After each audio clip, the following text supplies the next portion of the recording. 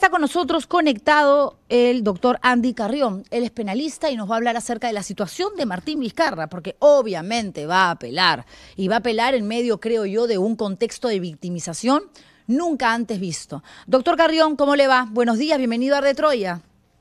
Muy buenos días, Juliana. Gracias por la invitación. A usted, a ver, lo mandaron 5 meses a prisión. Esta figura es, creo yo, útil en la medida de que efectivamente se trate de alguien que no participe en las audiencias, que se muda constantemente sin dejar algún tipo de registro en el Ministerio Público de que está cambiando de domicilio, que no tiene arraigo familiar. ¿Cree usted que es el caso de Martín Vizcarra? El juez ha señalado que sí, que el caso de Martín Vizcarra implica un peligro de sustracción de la persecución Ujú. pública, dicho en términos más coloquiales, peligro de fuga, de que no afrontaría una sentencia inminente, Juliana, que ya debería de tomarse en 1 o 2 meses como máximo. Ujú. Debemos advertir de que en este caso el juez ha señalado dos graves inconvenientes en los arraigos de Martín Vizcarra. El primero de ellos, relacionado al tema familiar, el juez señaló de que al no existir personas dependientes de Martín Vizcarra, pues simplemente no se podría corroborar el arraigo familiar. Ajá. Y en segundo lugar, y que es lo más grave, que no existiría en su caso un arraigo laboral, porque dolosamente habría instrumentalizado la conformación de ciertas empresas familiares de cara únicamente a justificar un arraigo inexistente ante la judicatura. Y en segundo lugar, también vinculado al tema laboral, que él al ser secretario general percibiría un emolumento por parte de ese partido, pero que en rigor no desplegaría ningún acto propio laboral que pueda justificar un solo pago que le realizó por parte del partido durante toda su existencia. Sí. Entonces, yo creo que aquí lo que ha hecho el juez es transformar el desarraigo laboral en un peligro de obstrucción, es decir, generarse pruebas de manera irregular para sustentar un arraigo laboral ante el juzgado. Doctor Carrión, pero con respecto al arraigo familiar, el hecho de que tenga hijos mayores de edad que ya no dependen económicamente de él, ¿es justo que lo convierta en una persona vulnerable, susceptible a irse a prisión de manera preventiva? Porque esto obviamente se convierte en una injusticia o en un asunto desproporcionado para aquellos que están en una situación similar y que tienen hijos grandes, con referencia a aquellos que tienen niños que todavía dependen a todo nivel de los padres.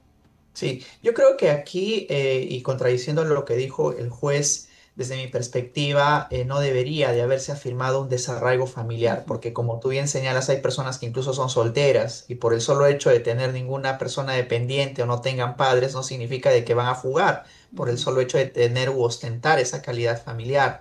Yo creo que aquí ha habido cierto perjuicio por parte del juez al afirmar el hecho de que no hayan personas dependientes y simplemente por ello descartar la familiaridad, que es el tema importante para este arraigo. Claro, Pero claro. yo creo que aquí asistimos también a un tema importante, Juliana, y es que si tú desacreditas este arraigo familiar simplemente por no tener personas dependientes, victimizas finalmente a Martín Vizcarra, porque esto, como ya lo hizo su abogado, le da algunas herramientas para convertir una decisión jurídica más bien en una decisión política, Mm. que intentaría, como lo dijo su propio abogado, descalificarlo para un tema político, pero que finalmente él tampoco puede postular porque tiene una inhabilitación por parte del Congreso de la República. Él no puede postular a ningún cargo de elección popular. De acuerdo, son Yo tres, creo que aquí, sí, son yo tres creo que aquí inhabilitaciones.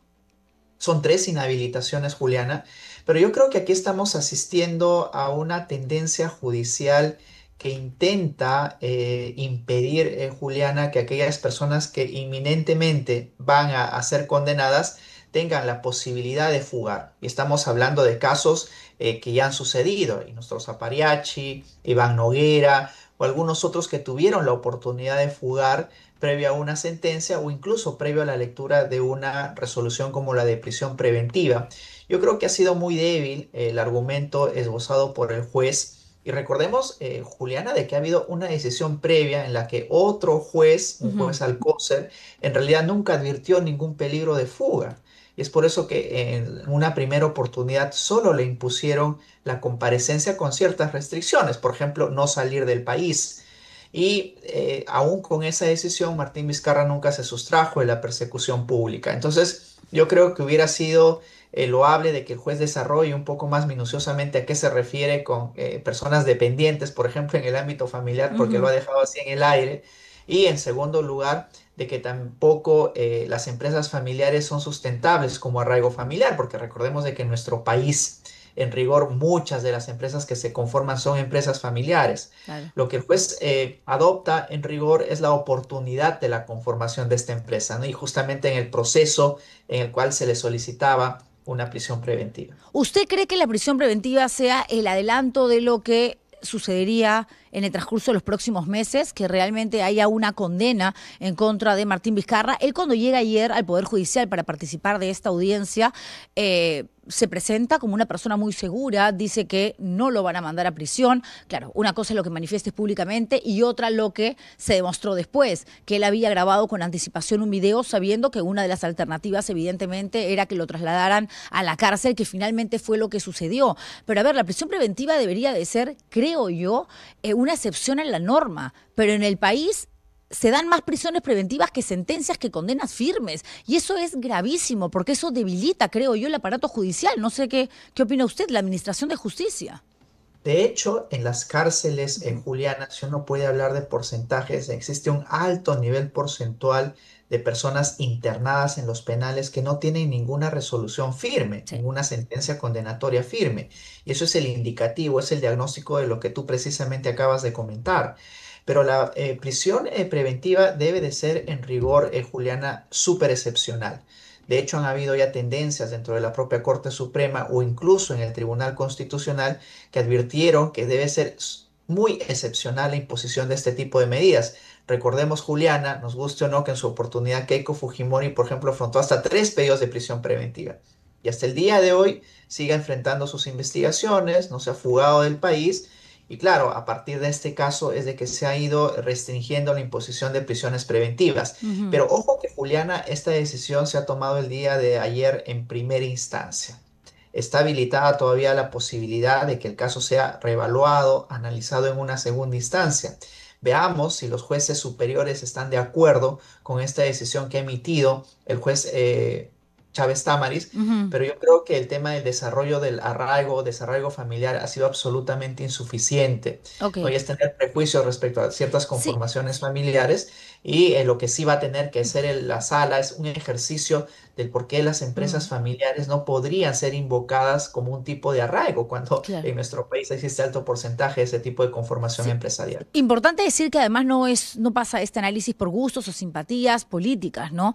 Yo recuerdo que cuando se le dictaba una y otra vez prisión preventiva para Keiko Fujimori, manifesté abiertamente que me parecía injusto. En todo caso, si hay un expediente tan bien investigado y tan adelantado, que venga una condena, si es culpable, que venga una sentencia. Hay un juicio oral que ha retrocedido, prácticamente ha regresado a foja cero, se ha iniciado nuevamente todo un trámite. Entonces, tú tampoco puedes andar privándole la libertad a la gente si realmente no tienes la convicción, uno, de que la sentencia viene tarde o temprano, más temprano que tarde, y dos, que efectivamente esa persona está obstruyendo el proceso de investigación a través de la intención de fugarse, de no colaborar con las audiencias, las citaciones y todo lo que requiere el Ministerio Público, que entiendo que no ha sido el caso ni de Keiko Fujimori y tampoco de Martín Vizcarra. No ha sido el caso de ninguno de los dos, y aquí no tiene que ver con una tendencia política, ni adeptos ni desadeptos, Juliana, sino simplemente con la afirmación de la excepcionalidad de la medida de la prisión preventiva. En el caso de Martín Vizcarra es sintomático, porque la pregunta que tendríamos que formularnos es, todo el tiempo que estuvo investigado y ahora enfrentando el juicio oral, ¿intentó fugar o sustraerse de la persecución pública? Yo creo que esa es la pregunta principal que debió de formularse el juez justamente al momento de tomar una decisión Ujú. como esta, que sí lo hizo el juez anterior.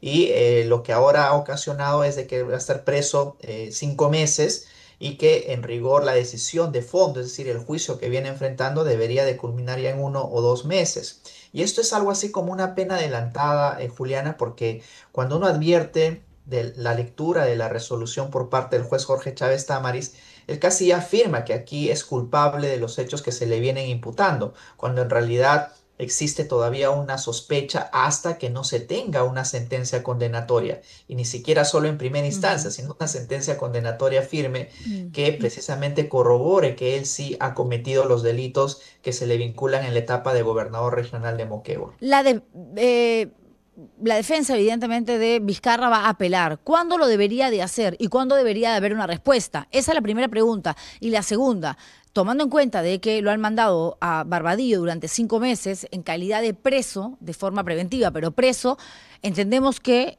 tiene que ser también en este rango de tiempo, 5 meses, en que sí o sí llegue una sentencia, más aún cuando se han estado llevando a cabo 2 audiencias por semana. Claro. Bueno, el propio abogado de Martín Vizcarra adelantó de que ya en el breve plazo va a apelar esta decisión, es decir, se va a generar la posibilidad de que sea discutido en una segunda instancia.